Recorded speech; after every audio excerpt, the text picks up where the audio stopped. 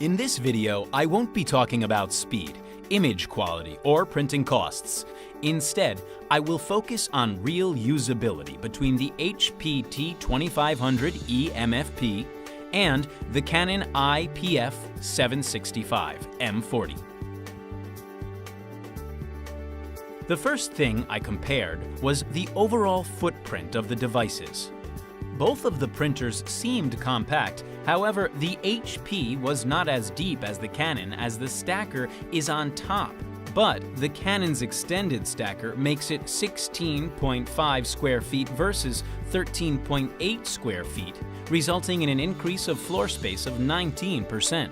In any office environment, cabling is a major problem with wires everywhere, which is both unsightly and difficult to manage. The HP, being a truly integrated MFP, required only 2 cables versus 9 for Canon, meaning the HP was the better and easier option to set up. Both printers include a stacking solution, although I would say the Canon is just a catch basket with no real control over the prints. The T2500 eMFP holds up to 50D or A1 sized prints, whereas the Canon only held around 20 without issues.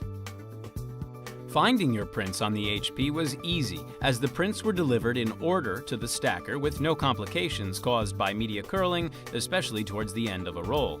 I also found issues with the Canon when mixing output sizes and prints with higher ink densities, with some starting to curl, bend, or even drop to the floor.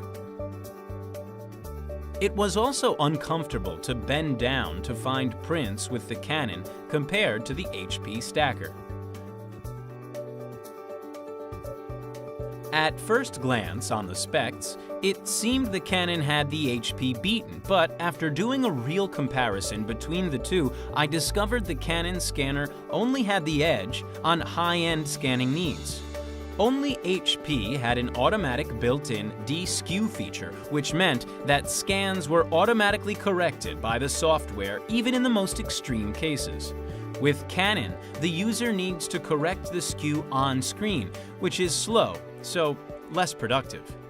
Where the HP blew me away was its e-enabled features for scanning directly to a USB device, to a network folder, or the cloud with full control and previews right on the touchscreen.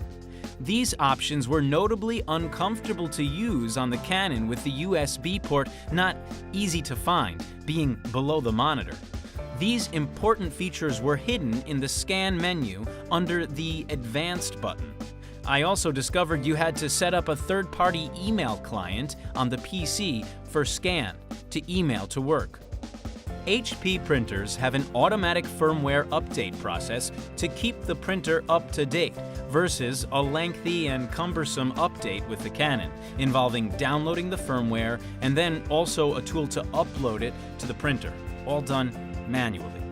To top it all, HP was the only one with a great app to retrieve stored jobs and print remotely from smartphones or tablets, making it a true e-printer, compared to the Canon, where you could only print through the print driver. The front panel or touch screen from both manufacturers offered the same basic functionality.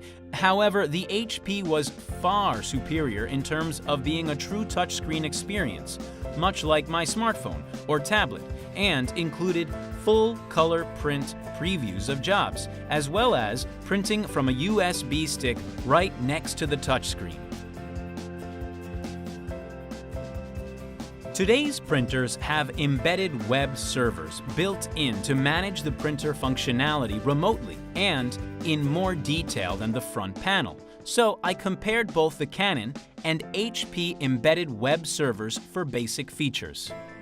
Security is key in many companies today, so the ability to erase temporary files from the printer's hard disk should be simple and controllable. This was available from the HP embedded web server, but only from the front panel on the Canon, and only as a full disk erase.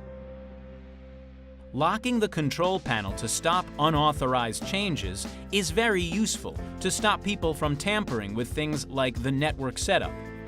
On the HP, this can be set with the embedded web server, but no such option is available on the Canon, leaving it vulnerable.